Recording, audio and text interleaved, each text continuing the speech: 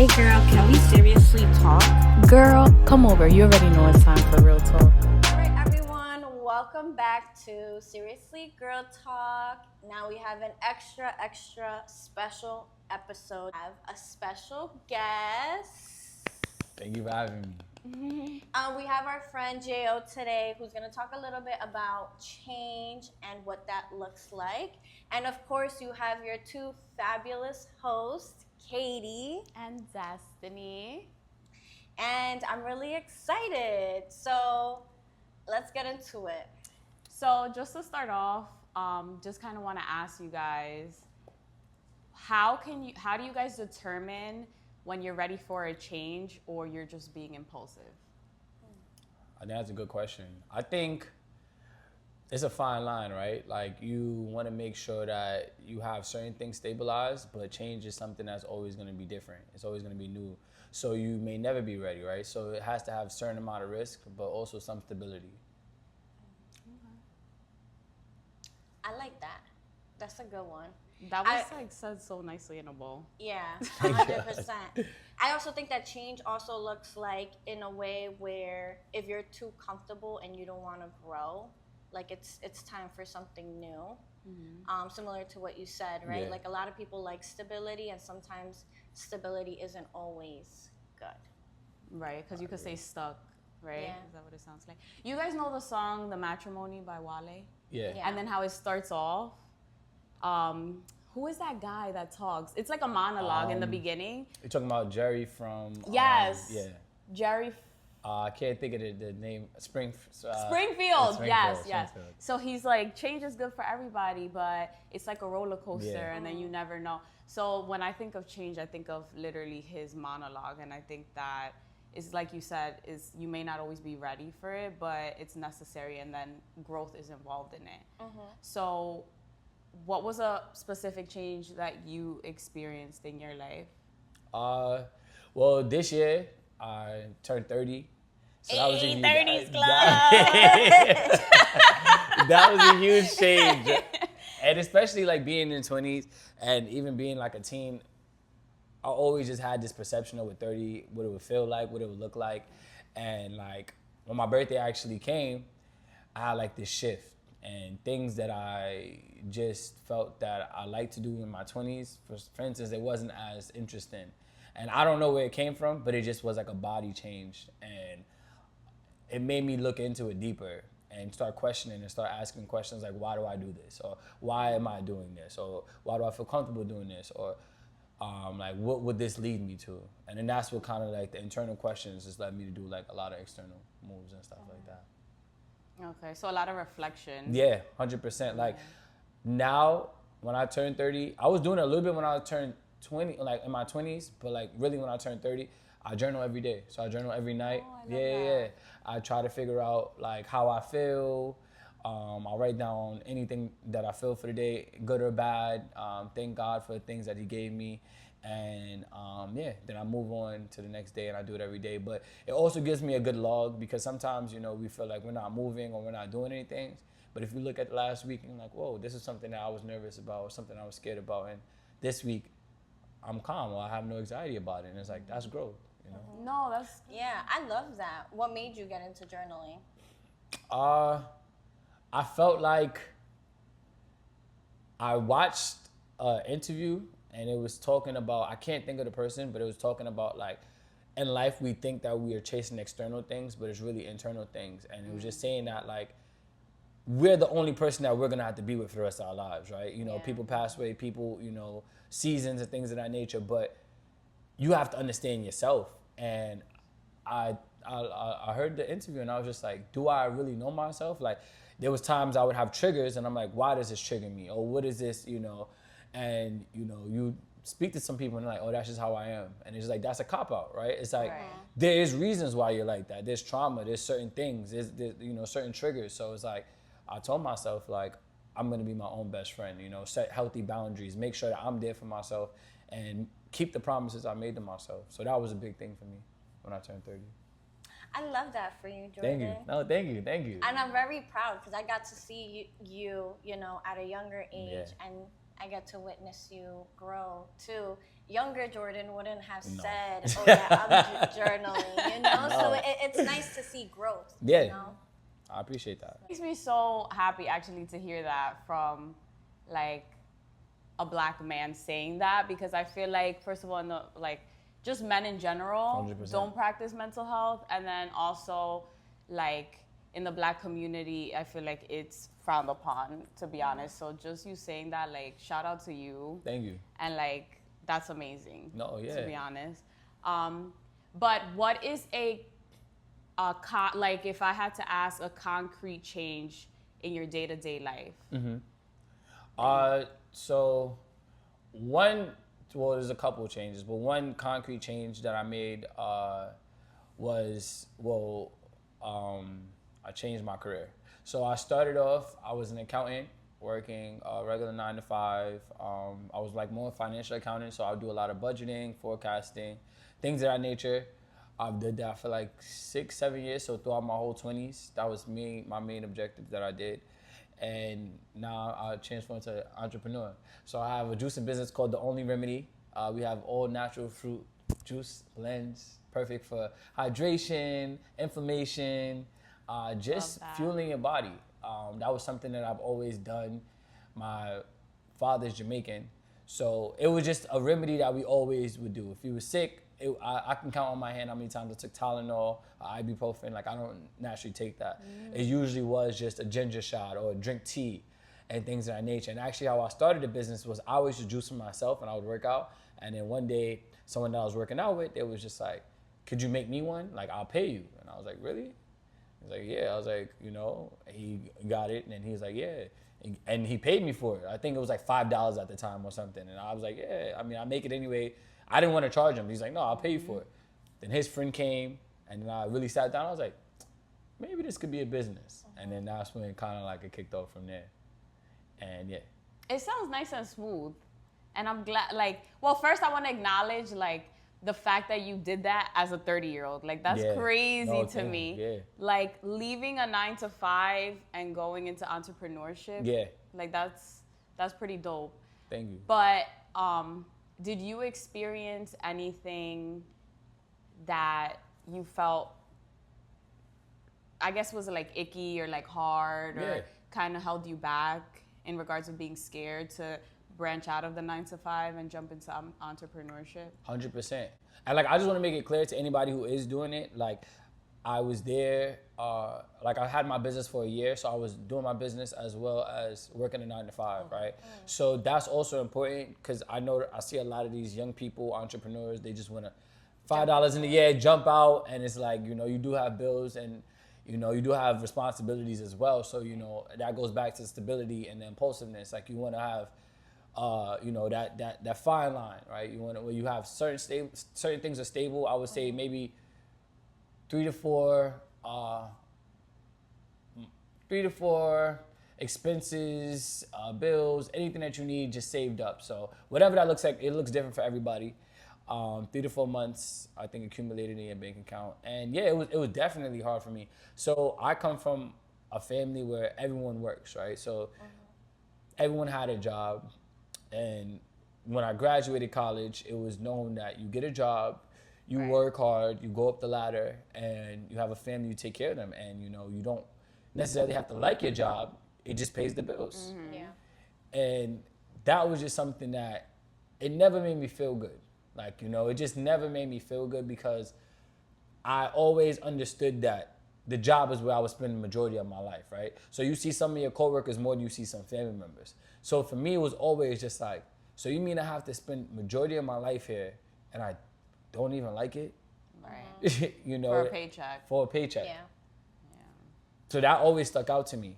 And then, that always stuck out to me. And then I remember there was this one story, one of my friends, he worked for the MTA, and there was this guy who worked there, I can't remember how long, but he worked there for a very long time. He got his retirement, and he kept saying that he couldn't wait till he got his retirement to live his life.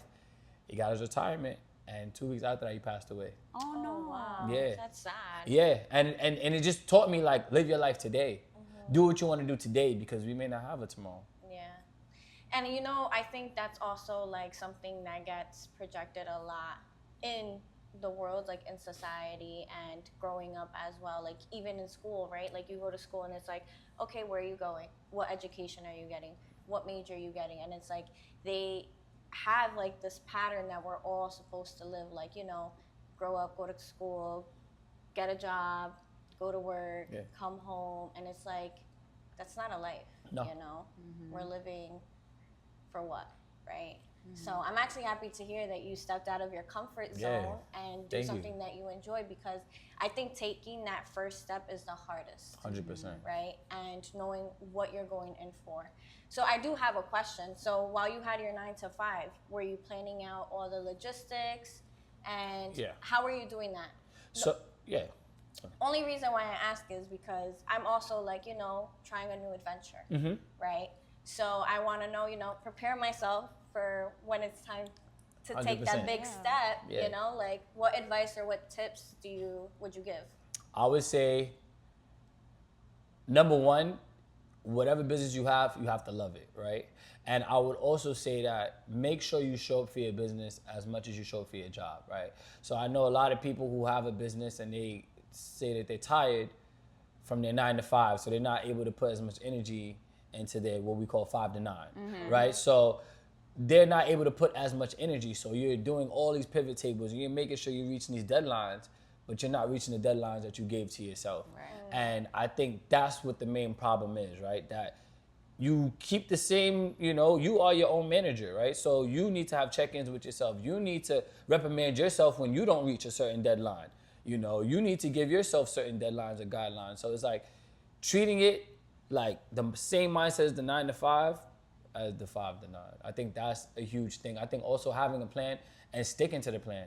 So when I first started my business, I didn't have a map. I didn't have a plan or anything. All I knew that I wanted to get people my juices. So what I did was I went to a bunch of gyms. Hey, can I do a sample sale? And in my mind, I knew that there would take a lot of money that would go in before I would actually make money out of it. And I think that's a huge thing, is delayed gratification. You understanding that the money and time that you're putting in now, you may not see that return till 5-6 years later. But you still have to do it as if you're getting paid. So it was important for me, every job or any event or anything that I was given, I would show up on time. I would be courteous. I would give out samples. I would treat it like I was getting paid $1 million, even though I was leaving there with nothing, probably negative money, And I think that's the most important thing, to have that mindset of just like, one day I'm going to get paid a return, but not today. Yeah, and I like the fact that you said that, because I feel like having a business and starting something new, you need to have patience, right? Everyone expects it to happen like from day to night and have it all planned out within like 3 months and all that stuff. And you need to know that there's going to be ups and there's going to be downs. 100%. So I like the fact that you did point that out, and that you actually know that yourself, like walking into it, that, it's not going to be easy. So. Right. And I wanted to mention, I know this is backtracking a little bit, but you mentioned like your family had the expectation of you having the 9 to 5. So did that cause any conflict with like family? It did. Like some family looked at me sideways, some family criticized me. And that's also another thing I want to tell people, like, your vision is your vision, right? So like, do not get mad when people don't understand your vision. Right. And if you don't have wild dreams, if you don't have dreams that scare people, your dreams is too small. And that's how I look at it. So it's like, I knew going into it, I needed tough skin. Like, I knew that, like, approval or validation from people that don't understand my vision, if that's gonna scare you away, you're not ready for this. So I knew going into it that people wouldn't understand it. And I always would tell them, like, it's not for you to understand, right? It's for me to understand, right? It's for me to look myself in the mirror. And I knew that. I looked at my managers and my bosses, and I seen how they're 10 years. And I'm like, wow, if I keep doing this, this is where I'm gonna go. Will I wanna be there? And I'm like, no. And I knew that 5-10 years down the line, if I did it and I looked at myself, would I be happy with myself? And I said no. So yeah, it was a lot of criticism. It was a lot of confusion. It was a lot of how will it work? And I think you need to have so much confidence. And I think confidence also comes from doing the work. You just can't just say, I'm going to be rich and not do any of the work. Like, it comes from you actually doing things and failing. Like, failing is important. I failed all the time. Like, my first year was terrible. I failed all the time. Like, and it's just understanding that it's going to get better. Yeah, the failing part is inevitable. 100%. 100%, especially when you fail and you told people that you're gonna do it. And people will laugh, people will tell you to quit. And there's been times I've sat on the edge of my bed like, I could just go back to my 9 to 5. Or like, I could just, it's stable money. I know how to do accounting. Why am I doing this? And it's like, that split second when you like, be at a time where it's like, I get a huge sale. Yeah. Or maybe I get one sale. And it just reminds me, it's just like, it gets better. Yeah. Like, to be transparent, like, there was a moment that, because me and Katie, we sit down and we reflect. So, like, I was kind of telling her, like, I feel like a little discouraged about what we're doing. And then Katie, like, always speaking life, doing what she does. And then I'm like, which is amazing. Which you need that balance, so I appreciate her for that. But then it has me thinking, like, kind of like what you guys were saying. Like, for example, if we post something, right, and it just gets 10 likes, for example. Yeah. First of all, the Shade Room posted something hilarious. It was like, this society has made it seem like 10 likes is nothing. Imagine 10 people jumping you. I was crying. Like, word. Like, if you really think about it, 10 people, right? If you put 10 people in this house, right? Or if it's 50 people is a lot of people, and it's like our society has made it seem like, oh, that's not enough, right? Like, because we're so focused on, like, all those little things. But, and then also I was listening to something else, and the guy had mentioned how he was just getting like 10 views, right? And one of the views was Oprah Winfrey, because he had a connection. Crazy. Yeah, I was like, that's crazy, because you really never know who's tapping in. Like, you never know who's watching you at the gym, hustling, selling, right? Like, so that's why I love when people have these open dialogues, because it I'm always like, it puts things into perspective. I should put that on a shirt. But like, literally, right? But like, so I appreciate the fact that you mentioned you're really focusing on that dedication part and like the confidence and not giving up on your own promises that you're making to yourself, despite other people not seeing the vision. 100%. But I also wanted to ask you, because your brand too, like, your business is a whole lifestyle change. Correct, yeah. So, as far as your identity, like, how did you cut any ties with friends, like that they didn't, maybe like they were doing things that you no longer do, or what have you cut out yourself? Like, what did that look like for you? So, it's actually a really good question, because this is actually something that I did recently. I felt like for a long time, to be honest with you, I was being a fraud, because I was promoting my healthy juices, I was promoting this lifestyle, and I would always promote to say balance, balance, balance. And as of recently, I've cut ties of liquor, any drug substances, everything, because I felt like I need to go full force and I need to be this person, because I'm a walking brand, right? Mm-hmm. So if I'm telling people to take ginger shots, but on the weekends I'm taking down Julio shots, you know what I'm saying? And it's actually really funny, because this all came from, so I went to this party and I was drinking, and this girl that I knew came up to me and was just like, why are you drinking? You drink? And at the time, I was like, I had an emotional reaction, like, yeah, I drink. Like, like, what you mean? Yeah, what you mean? Like, she's just like, yeah, but I mean, you promote health. Like, I didn't expect you to be drinking.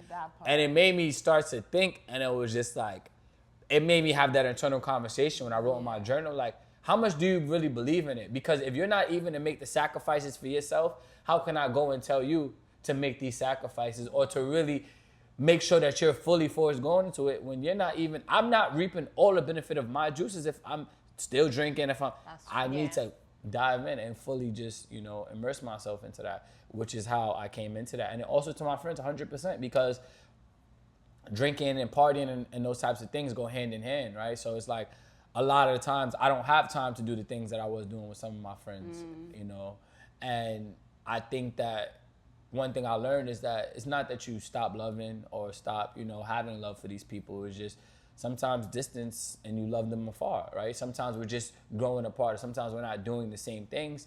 And I learned to be okay with that because I learned that in life, but just especially when you're an entrepreneur, you have a lot of losses, you know, and it's like you have to learn to be okay with it and just go with the flow of things. So I just try to always go with the flow of things because I'll always learn when I try to control things or try to steer things, it crashes. So I always say, okay, well, you know what? He's doing this thing. I'm not doing this thing. Maybe it's okay. And you just kind of step back. Yeah. I actually like everything that you're pointing out because, you know, in our past episodes, those are things that we have touched on, right? Like friendships, right? Like knowing what's a good friend and what's not a good friend. And you want someone that's going to support you through and through no matter what, even if you're doing a big change, right? Because I feel like a lot of people associate like friendships with like doing everything the same. Yeah. And it's like, okay, yeah, I don't want to go out and drink. Maybe I want to stay home and, you know, drink your healthy juice, right? Like they should be able to support that 100%. as well. So yeah, it's good. You're touching up on a lot of stuff. No, yeah. We have Mr. Wisdom in the house. No, I appreciate you guys having me on. And then also another thing I learned is just like everybody that doesn't support you isn't a hater or isn't somebody who doesn't dislike you. Like sometimes they can't even show up for themselves. Right. So it's like I started to learn that like I stopped being mad or stopped expecting people because it's just like if you never fought for your dreams or you never thought you could, why would you think I could?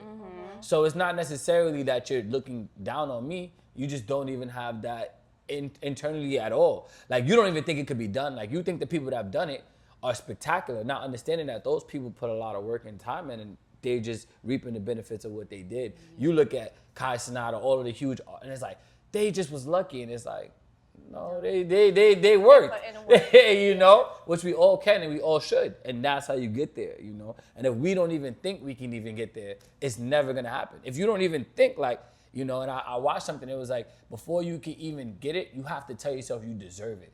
And so many people in the world don't even think they deserve to be rich. They don't think they even deserve these things. They think these things are so out of reach. Right. So it's like they give themselves so many excuses where it's like, you didn't even try.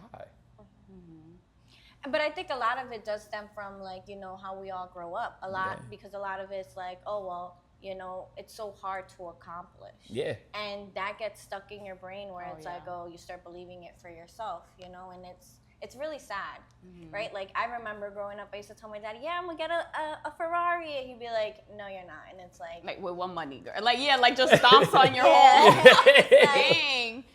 Then you start to think to yourself like, wow, maybe actually it is a hard thing to accomplish, right?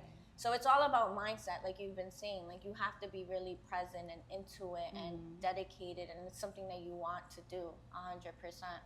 That's right. Like you mentioned, when we're kids, we dream big, and like life beats you up. And it's very, very, like very few people that get to this point in their life where they still dream big. Like they get beaten up so much that they just like fall to their failures. They just like, I could just do this because it's like when we're young, I want to be a superstar. I want to be this.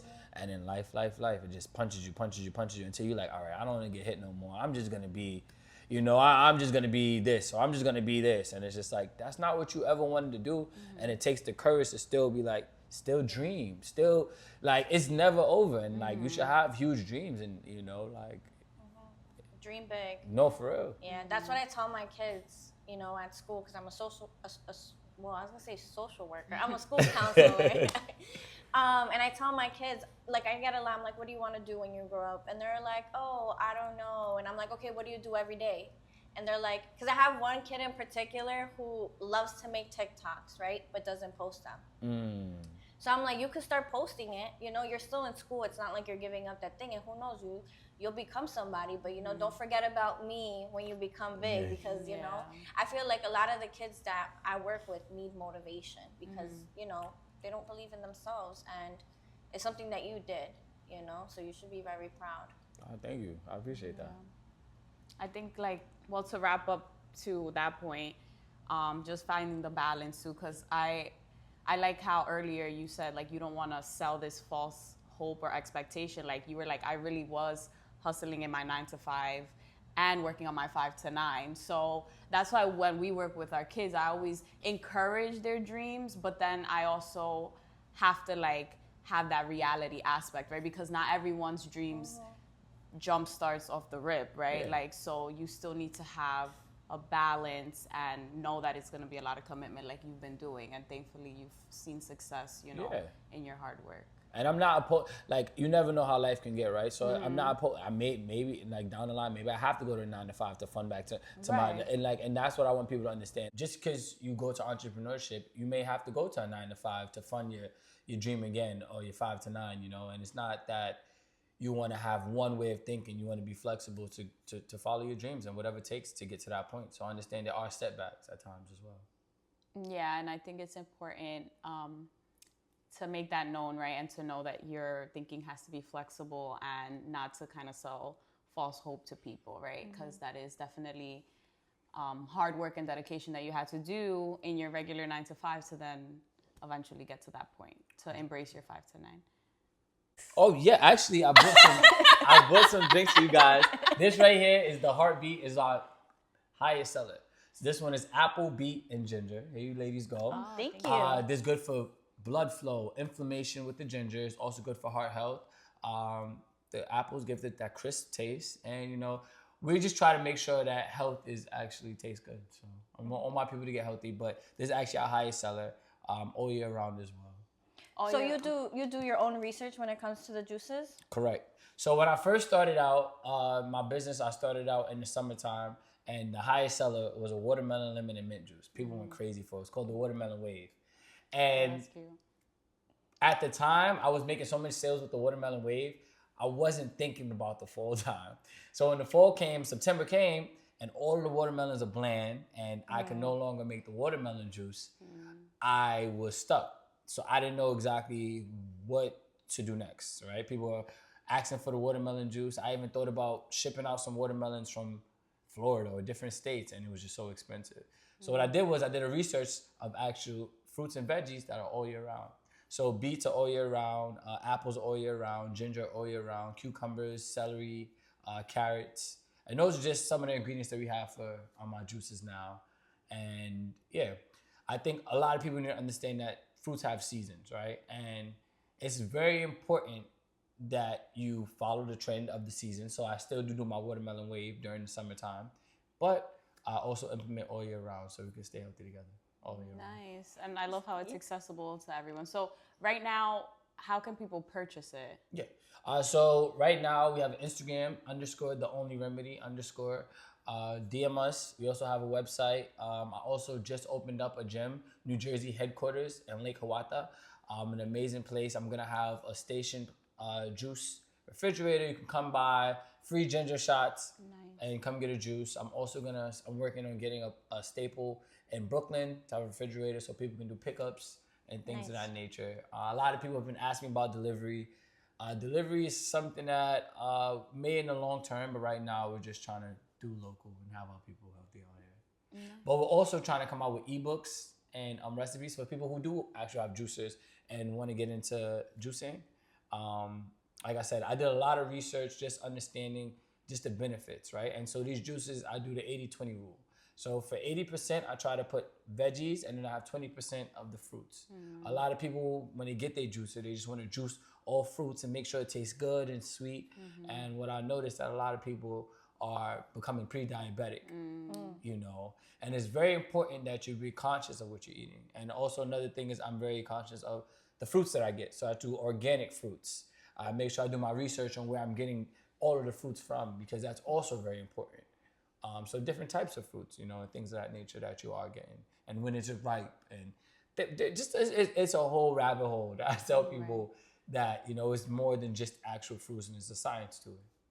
Yeah. So that's amazing. And I commend you for trying to, you know, spread health in the community. And I think it's awesome how your name ties into just like your upbringing as well with your family and like it being a tradition in your home. So kudos to you. And I hope that your business continues to flourish, and I'm sure it will, because like you said, we need to stay healthy. Correct. Because if we don't have that, we don't have anything. So that's amazing. Claps to you. Thank you. I truly appreciate the opportunity to come in. And like I said, just push it, right? Just having these conversations are so important to all communities, because again, people don't know, right? So we have conversations on when you're sick, get a ginger ale, and people my don't know gosh, there's yes. no ginger in ginger ale. Or What? drink. I was today.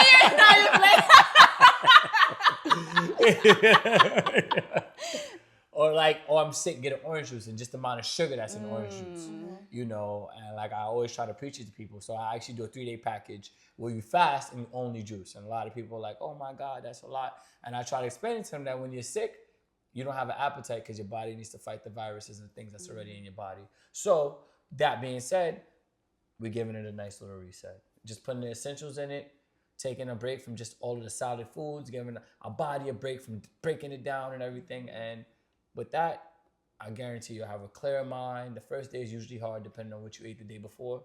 But the rest of the 3 days, you will feel like you can go forever. More energy, a clear mind, things of that nature. The only thing that I do recommend people, if you are a fitness person, try not to go too crazy with the workouts because, you know, it can, you know, you can get a little dizzy if you go too crazy. While you know, you're normally, fasting. Exactly, while you're fasting. If you do certain normal activities and things of that nature. So, like I said, but it's a great reset. And if people knew how much it with your eyes, your skin, you know, a lot of things that people see on the outside, actually a problem is coming from the inside. Right. So That is you have a headache, you're probably dehydrated.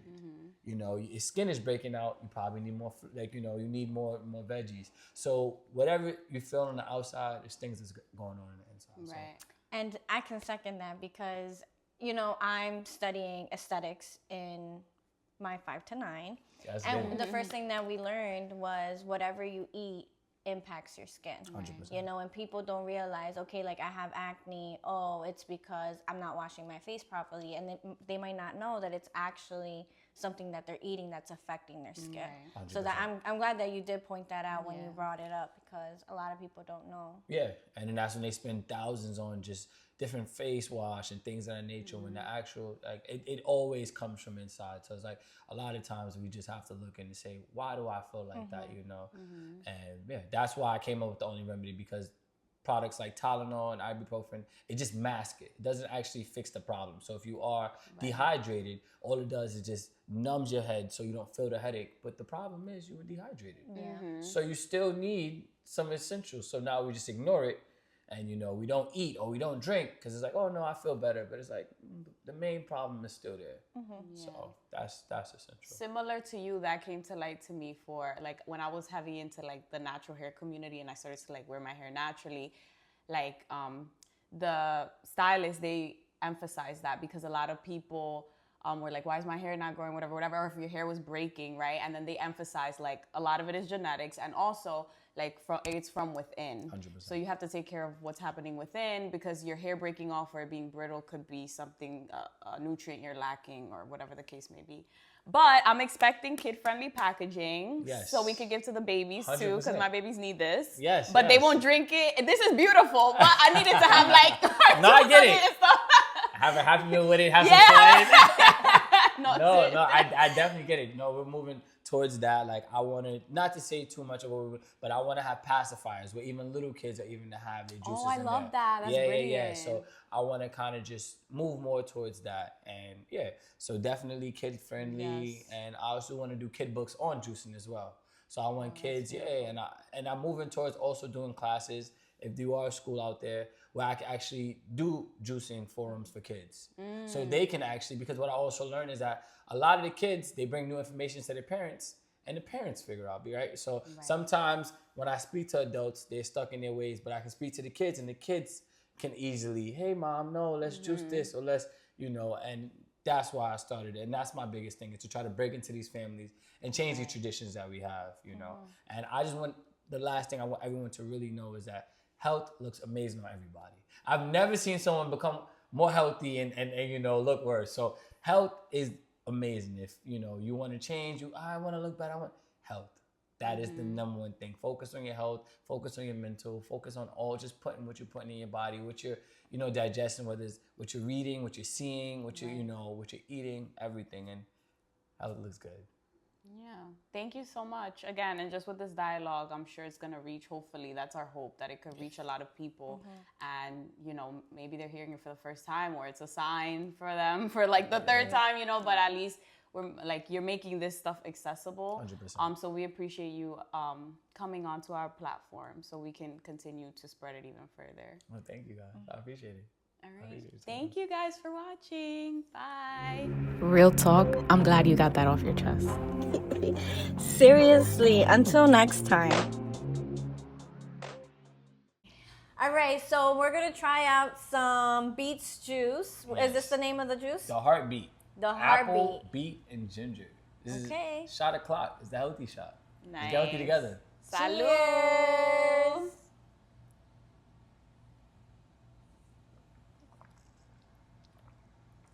Nice, nice. Awesome.